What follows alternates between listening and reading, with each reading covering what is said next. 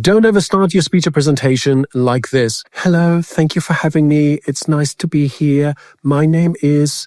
Don't, because it's the fastest way to lose your audience. A weak opening is self-sabotage. You spend years building your reputation and days building your presentation, so don't throw it all away in the first 10 seconds with a weak opening. Because that's exactly what your opening does. It tells your audience whether you are worth listening to, and your audience decides fast. So in the next few minutes, I want to share with you how to create a killer opening and grab your audience's attention from the very first second. And in case we have met, my name is Eyal. I help leaders and CEOs become master communicators. And this is Speak Like a CEO, the show where I help you become the top 1% communicator. Now, here's the problem. Most people still present like we are living in the industrial age, where people would pay attention to you because of your rank, because of your authority, because you're standing in front of them. But those days are over, and I think that's a good development.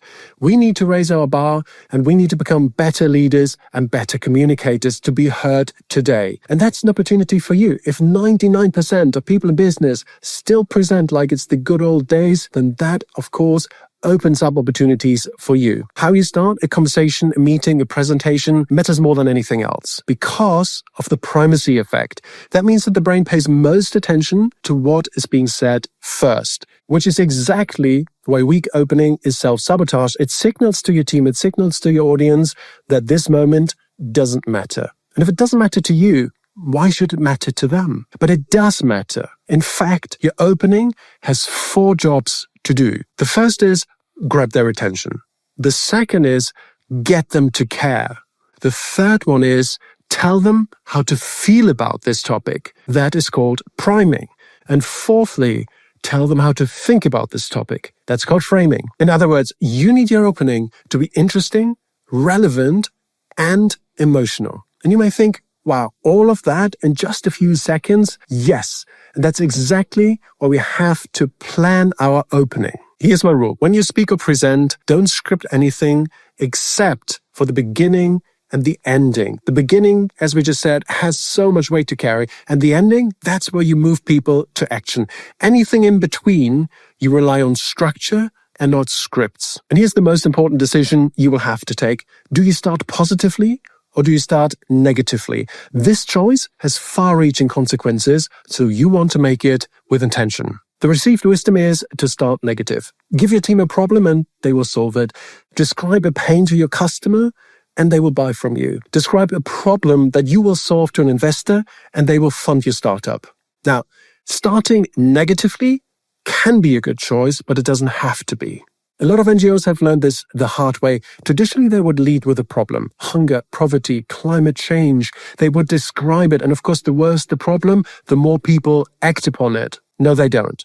It gets them attention, but it also paralyzes people. Describing a problem people don't feel they have the power to solve doesn't lead to action.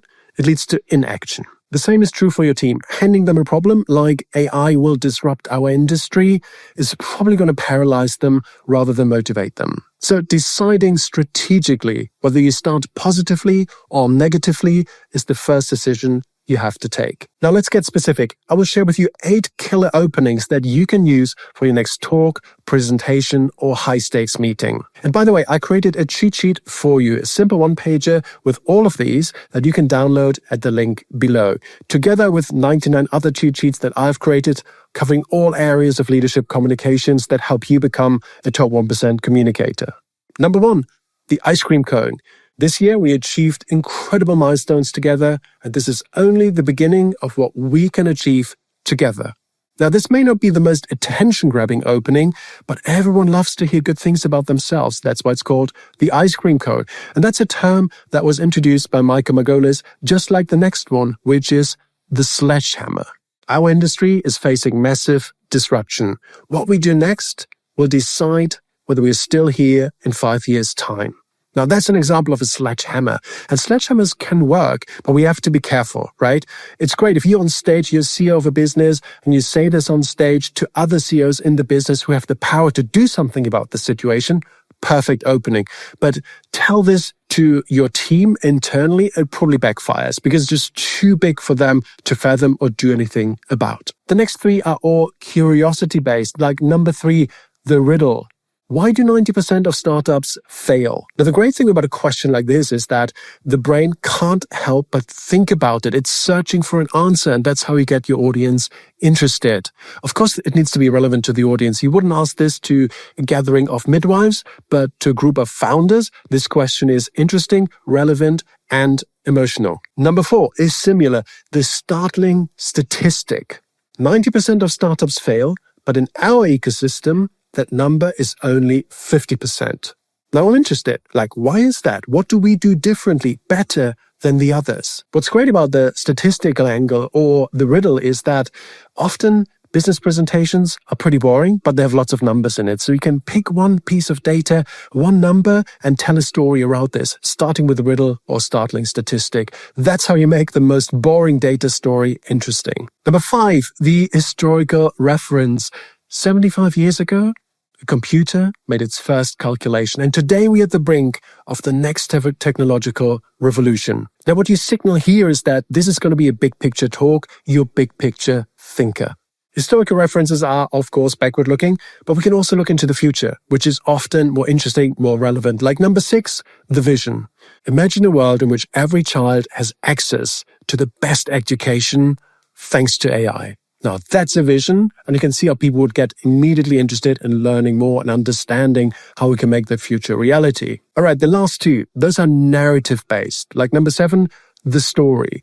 Last year, I met a young girl in Ghana who had to walk 5 miles every day just to fetch water. And her experience is the reason why we are here today. Right? Classical opening with a story you're immediately drawn into. I want to find out what's happening. Why is her experience the reason why we're here today? Finally, number 8, the personal revelation.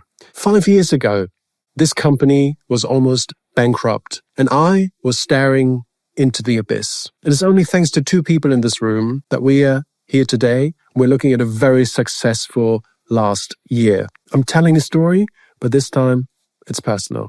All right, those are my 8 favorite killer openings. Obviously, adapt them to your audience, to your context, to your industry, and don't forget to download the cheat sheet below. Now, let's wrap this up.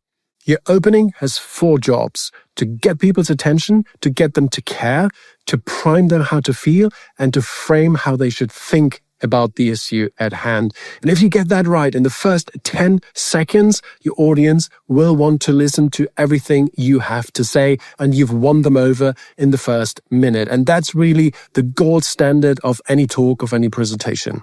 And remember that strategic choice at the beginning, positive or negative. Often I'd say, hey, let's start positively. Let's give people an ice cream cone, a vision, a goal they can rally behind, and save the sledgehammer for the rooms of people that can really solve the problem.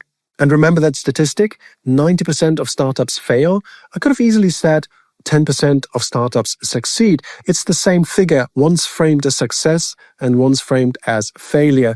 And the same is true for all the other killer openings I've given you. You can look at all of these and say, hey, they tell the audience how to feel about the issue, but also how I want them to think about this. So interestingly, we covered both in just a few seconds. So don't leave your opening to chance. Don't wing it. Don't improvise it, and never say, I'm excited to be here. Your opening matters a great deal, and now you have everything you need to create your next killer opening. See you next week. Thanks for watching. If you like this episode, please subscribe to the Speak Like a CEO channel. It means the world to me, and it helps us keep bringing you world-class insights and guests.